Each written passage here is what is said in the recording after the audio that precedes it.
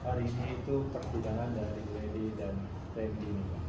Tapi yang satu masih ngotot untuk bercerai, sedangkan Randy-nya tidak mau diceraikan. Dari apapun ini kelihatan Pak. Oke, selamat siang.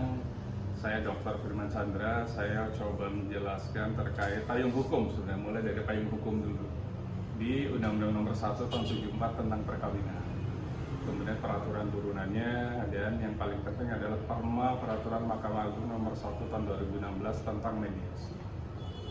Pada saat seseorang, dalam hal ini suami istri, menginginkan terjadi perpisahan, harus dilihat dulu perpisahannya karena apa, dan dia status perkawinannya apa. Kalau perkawinannya secara negara, itu harus ke sebuah pengadilan. Kalau perkawinan secara agama tidak perlu ke pengadilan. Kemudian dilihat lagi apakah muslim atau non-muslim. Kalau muslim berarti ke pengadilan agama, non-muslim ke pengadilan negeri. Sesuai dengan domisili KTP dari istri, bukan dari suami, dari istri. Misalnya istrinya di Bekasi, berarti akan masuk ke pengadilan negeri Bekasi. Kalau istrinya di Jakarta Timur, akan masuk ke pengadilan negeri Jakarta Timur. Dan kelihatannya dua public figure ini adalah domisilinya di Kota Bekasi. Makanya pengadilan yang sesuai kompetensi absolut dan relatif adalah Pengadilan Negeri Kota Bekasi, di samping Pengadilan Negeri Bekasi. Jadi ada dua hal yang berbeda. Yang satu ingin berpisah, yang satu tidak ingin berpisah. Sebenarnya di sana. Tinggal nanti akan dicari alat bukti yang tepat. Bisa nggak dipersatukan kembali? Karena apa?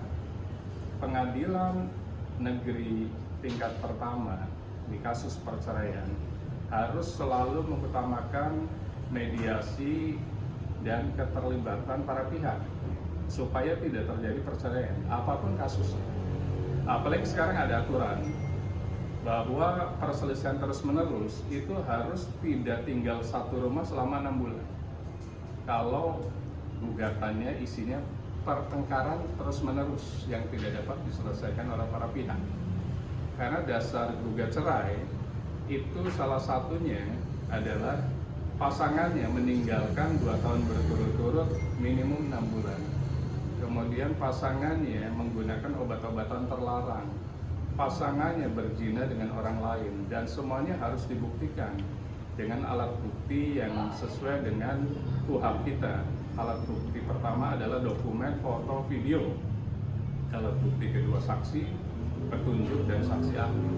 Ada yang alat bukti terkait itu? Kalau ada, dihadirkan di persidangan. Nanti diputus oleh majelis hakim. Yang satu tidak ingin berpisah, yang satu berpisah. Hakim akan memberikan kekuasaan kepada hakim mediator untuk melakukan mediasi. Masih bisa dipersatukan? Makanya pada saat mediasi, masing-masing harus bertemu, baik Lady ataupun Randy, ketemu di depan hakim mediator. Kemudian dicari cara supaya hakim mediator bisa memutuskan tidak terjadi perceraian. Kalau mereka bersikeras, berarti sidang akan masuk ke sesi sidang yang namanya pembuktian dan sidang pokok perkara. Itu sebenarnya. Jadi kalau misalnya salah satunya tidak mau pisah, ya disampaikan di pengadilan, di hakim mediator bahwa saya tidak mau pisah karena saya masih memiliki cinta dan memiliki anak. Tinggal yang menginginkan pisah, misalnya perempuannya, itu harus menghadirkan alat bukti. Kenapa saya ingin pisah? Alat buktinya harus valid. Misalnya meninggalkan 2 tahun berturut-turut, misalnya melakukan perzinahan. Nah, bukti perzinahannya itu harus disampaikan ke majelis hakim. Kalau itu nggak ada buktinya, ya tidak bisa juga terjadi perpisahan. Kemudian ada saksi nggak yang melihat terjadi perzinahan tersebut atau perselingkuhan tersebut misalnya. Kalau nggak ada, nggak bisa juga. Suatu saat nanti pada saat pembuktian, hakim tidak bisa memutuskan sidang ini menjadi sidang perceraian, bisa-bisa dibatalkan gugat cerainya. Itu yang harus dilakukan oleh penggugat ataupun tergugat. Meskipun nanti ada putusan, kan bisa lakukan upaya hukum yang namanya banding, kasasi, ataupun PK. Jadi perceraian itu sekarang tidak mudah untuk diputus oleh majelis hakim. Ada alat bukti dan ada upaya hukum berikutnya, baik di pengadilan tinggi ataupun di Mahkamah Agung. Goalnya apa? Supaya di Indonesia terminimas terjadi perceraian. Itu sebenarnya. Berarti apa ya, yang memegang penuh kendali untuk memutuskan perkara tetap masih ada di ini ya, hakim sendiri ya Pak. Majelis hakim adalah penentu putusan di sebuah pengadilan. Untuk kasus perceraian ada 3 orang, biasa ada perempuan majelis hakimnya salah satunya. Kemudian ada panitera pengganti, mereka lah yang akan diskusi layak nggak perkawinan dari penggugat dan tergugat itu diputus pisah di dalam, dikabulkan perceraiannya, atau malah tidak diputus, artinya digugurkan gugatan untuk perceraiannya. Nah, tinggal balik lagi, penggugat harus bisa menghadirkan alat bukti yang katakanlah misalnya apa nih gugatannya, karena suaminya ada dugaan melakukan pasal 289 terkait dengan perzinahan. Nah, buktinya apa? Cukup nggak menurut hakim? Ada saksi nggak? Karena nggak bisa alat bukti satu bisa memutuskan sebuah putusan, kecuali alat buktinya minimum 2. Ada saksi, ada foto atau video. Nah, ada nggak saksi yang memberatkan? Itu sebenarnya. Artinya masih ada kesempatan juga ya Pak buat ini untuk membalikan keadaan ini ya. Bisa, karena hakim itu di kasus perceraian itu tidak boleh langsung memutuskan pisah. Selalu kalimatnya yakin mau pisah. Setiap persidangan itu pada saat dibuka, yakin mau pisah. Kenapa nggak bersatu lagi? Kenapa nggak bersatu lagi? Sampai mau membacakan putusan, amar putusan di sidang terakhir, hakim akan menanyakan, mau nggak rujuk lagi? Mau nggak pisah? Karena apa? Tugas hakim di kasus perceraian itu berat sebenarnya.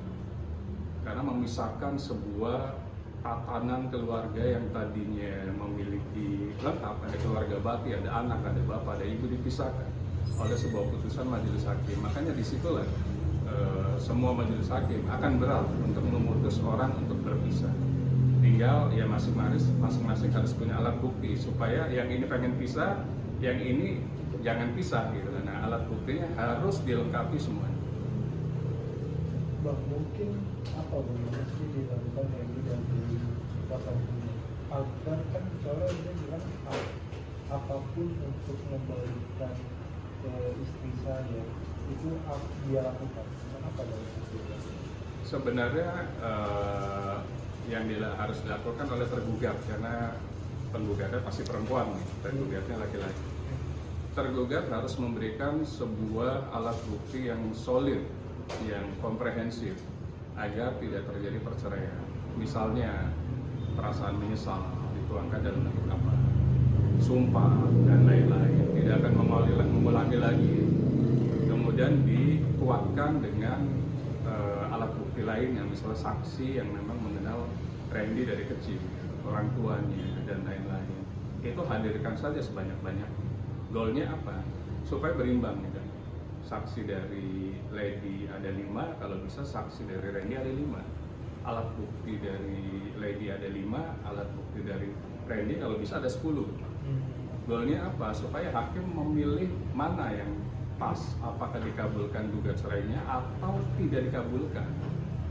Kalau dikabulkan berarti mereka akan pisah untuk tingkat pertamanya, yang namanya pengadilan agama. Tapi kalau misalnya tidak dikabulkan, berarti mereka sebagai suami istri yang sah lagi. Namun kalau dikabulkan, masih ada upaya yang dilakukan oleh Randy yang namanya banding ke pengadilan tinggi dan kasasi ke Mahkamah Agung. Artinya proses yang tadinya harus langsung pisah menjadi terpending. Siapa tahu diuji di pengadilan tinggi hasilnya bagus, bahwa mereka tidak jadi pisah atau tidak boleh pisah. Masih belum puas juga, masuk ke Mahkamah Agung, alat buktinya tambahin lagi. Masih nggak puas juga, masuk ke PK. Artinya apa? Kegigihan dari seorang suami itu akan meluluhkan majelis hakim sebenarnya. Karena apa? Dia tidak mau pisah sama sekali. Karena apa? Dia udah minta maaf, tidak melakukan lagi, bahkan sangat sayang ke anak, ke orang tua dan lain-lain. Itu yang harus dilakukan semestinya. Supaya apa? Ada perimbangan alat bukti di awal. Kemudian ya upaya hukum yang harus dilakukan terus-menerus agar perceraian ini tidak terjadi. Itu yang harus dilakukan oleh Randy dan kuasa hukumnya semestinya, supaya bisa mematahkan alat bukti atau alibi dari penggugat. Tapi hasilnya kalau kita ulang di sidang pas perkara ini nggak menang, tapi melakukan banding sampai ke PK segala macam. Walaupun kan tidak tahu sendiri, ini tuh salah dia sendiri yang bilang. Ini ada strategi mengulur waktu sebenarnya, supaya tidak ada terjadi perceraian di tingkat pertama. Karena yakin bahwa pengadilan negeri itu berbeda dengan pengadilan tinggi. Pengadilan tinggi berbeda dengan Mahkamah Agung, hakimnya pun berbeda, tempatnya berbeda. Yang namanya hakim itu harus memutus sesuai nuraninya. Mungkin di pengadilan negeri dikabulkan gugatannya. Apakah yakin di pengadilan tinggi dikabulkan juga? Bisa jadi pihak yang pembanding menang melawan terbanding. Pembanding berarti suaminya, terbanding berarti istrinya. Bisa jadi kan? Karena hakimnya berbeda, alat buktinya mungkin berbeda, dan amar putusannya mungkin berbeda juga. Jadi jangan patah semangat dalam upaya hukum yang ada di Republik Indonesia, karena sejatinya kalau di kasus perceraian memang akan dipersulit untuk langsung terputus sebuah perkawinan antara suami dan istri. Kecuali kalau dua-duanya udah saling setuju. Kecuali dua-duanya akhirnya mensepakati. Kalau mensepakati ya pihak tergugat nggak perlu datang. Kalau nggak perlu datang ya pasti nanti diputus first time tanpa kehadiran dari tergugat, selesai. Tapi kalau ada perlawanan, ya sekalian melawan dengan komprehensif gitu, agar perceraian ini tidak terjadi atau ditunda, tidak di tingkat pertama, tidak di tingkat kedua, tapi di ujung, dan itu butuh waktu yang panjang.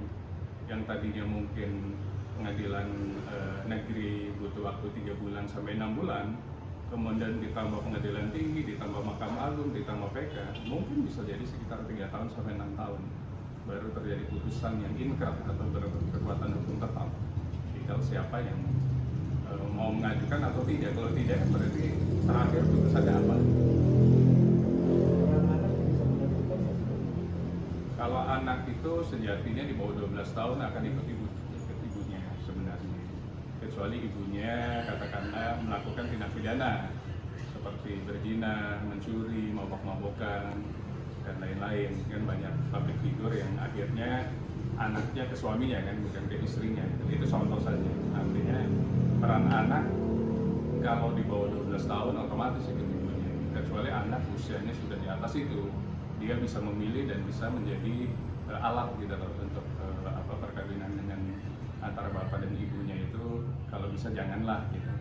Tapi kalau di bawah 12 tahun otomatis ikut ibunya, jadi tidak bisa menjadi alat tanda kutip saksi atau apapun untuk menguatkan gitu, karena menurut undang-undang kita ya otomatis ikut ibunya. Namun bapaknya tetap harus bertanggung jawab sampai anak itu dewasa dan menikah. Terakhir ada yang